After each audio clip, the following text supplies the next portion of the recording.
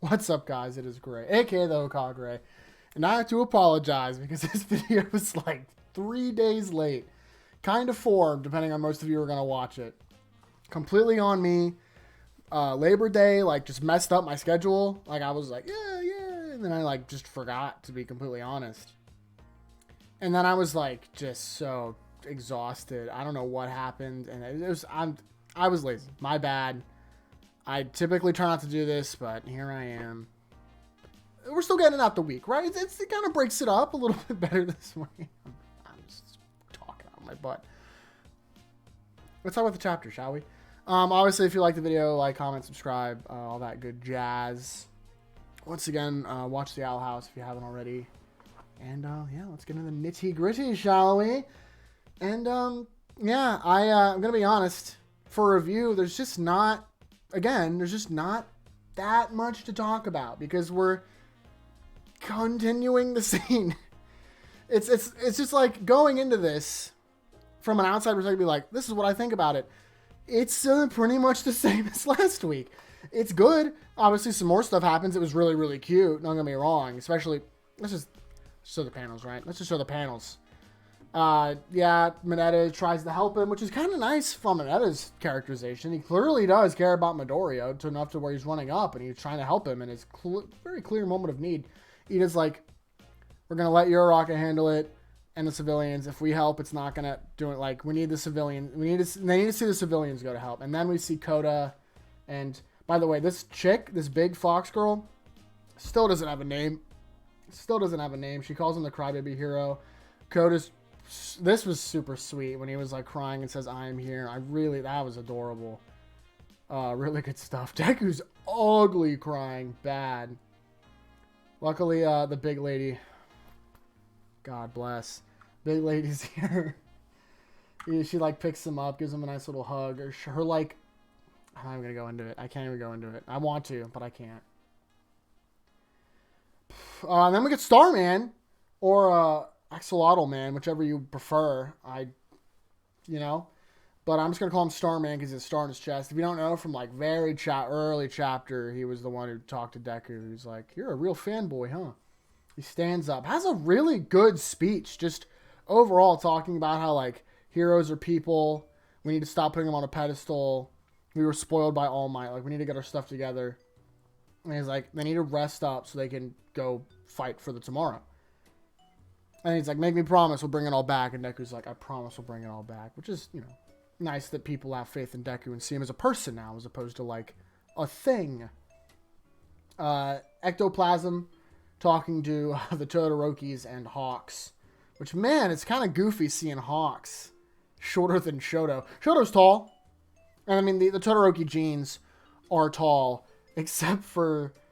Wait, we're in a manga chapter. I'm allowed to talk about Toya. Toya obviously was the runt of the litter. That was on purpose. His body couldn't handle the quirk that well, which is why he got burned. So, Todorokis are tall. Natsuo, Endeavor, Shoto, all very tall. Some freakishly so if you're Endeavor. Actually, I think I looked it up. Endeavor's like not that... Like, it looks like he's tall, but in reality... I don't remember. It looks like there's like a 50-foot gap. Obviously, that's an exaggeration. But, like, hey...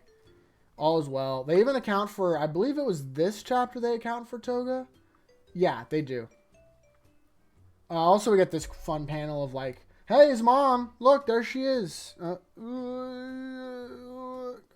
is so hard. Yeah, there we go. His mom. They're letting him through. Kaminari smacks Bakugo for making a mean face at the guy who called Best Genius to chump. Yeah, Kirishima's there. Good panel.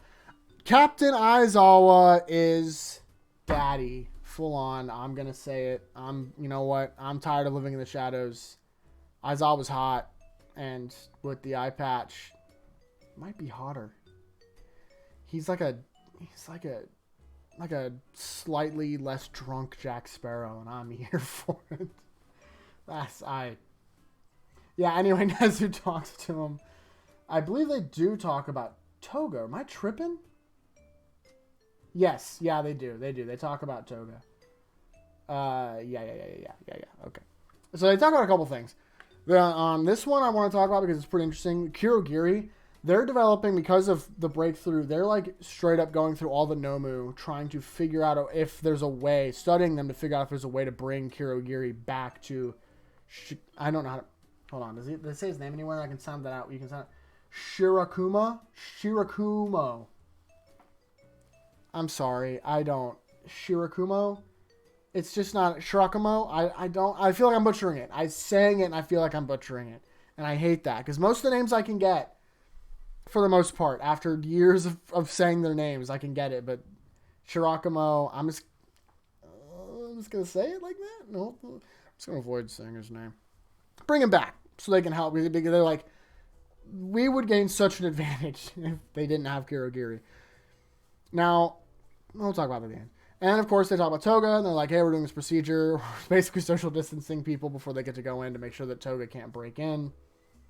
And then at the very end, we get a very mysterious panel of All Might just walking outside of UA's walls. There's a couple theories going around on what this means. Is All Might with Stain? Is All Might actually Toga? Did Toga get to All Might? Can you imagine Toga's the one that kills All Might? That would be whack. That would be such a subversion of expectations, truth be told.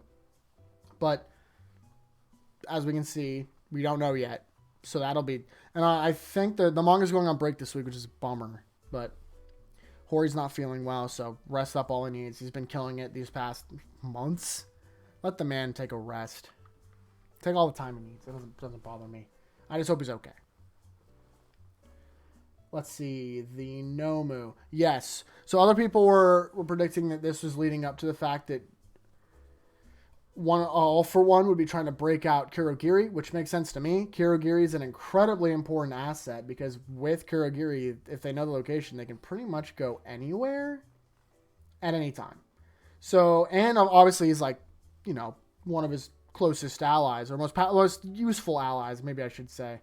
So it definitely makes sense to me to prioritize. Plus, they've been talking about it, so Kurogiri attempt breakout might happen. I would be down for that. I really do want to... It's been so long since we've checked in with Shigaraki. I'd love to know how that's going. Obviously, there's still a lot I want from the students. I just want the students to all talk. Once again, have yet to reflect on Midnight's death properly. And that's just like... I'm just using that as like a basis of talking about everything. Like, they have not had a chance to talk since before the war. Really. So, like, that's crazy to me. So much has happened since then. I want people to talk about their feelings. I want Kamar and Jiro to hook up. I know a lot of people are like, this is not at all the time, you freak. You're right. All right. I'm a problem. I'm a part of the problem. That's pretty much it, to be honest. Really, the biggest thing, like, for theory crafting is what does All Might mean? He's not dead, so that's cool. If this is All Might. Obviously, Toga's such a wild card in this series. They clearly are taking preventions, which is cool. Just to kind of flexes that Nezu is really smart, and we got to watch out for Toga. I don't think they know about her quirk evolving yet. That'll be interesting if that comes into play. But either or, it's, Toga is going to be, any character we see on screen without saying anything or doing anything, there's always a possibility that it might be Toga. You know what I mean? Which is always an interesting, I kind of enjoy that because it always makes you double think, especially whenever some inevitable point in the future it reveals that someone was something. Case in point, I'm playing a lot of Destiny recently, and spoiler alert, Osiris was Savathun for a while.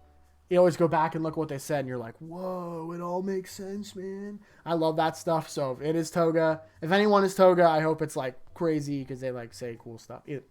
I'm just rambling on.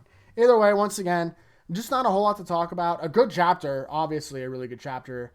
Definitely some setting up for next chapter, which we're going to have to wait for. Once again, if you don't see a video from me, because there isn't a chapter. So you should be thankful that you got this one late. I may see if I can make a video. I think I will. Well, I was going to wait. There's a lot of videos I want to make, but I have to wait for them. I do want to make a video talking about the anime, but I was going to wait till the end of season 2 to at least, that way I can have a real proper form of my thoughts. No matter what, I'm going to have some things to say, but it's a matter of, is it worth, like, can the payoff be worth it? So expect that at some point. And then, of course, we have another video talking about a little more in-depth the Owl House. I don't know how I went in that video yet. That one's still in the very early beta stages of my mind. But once we get there, we can definitely... I'm excited to talk about it. And maybe I'll bring in a couple guests. Maybe I'll bring in guests for both of them. I don't know. I haven't decided yet. Either way, I gotta go. It's been over 10 minutes. Thank you all so much for watching. I greatly appreciate it. Like, comment, subscribe, tap the bell, comment. Don't forget to pack your lunch for tomorrow because, you know, your mom's worked hard and she deserves a night off. So thank you all so much for watching. I'll see all of you next time. Peace.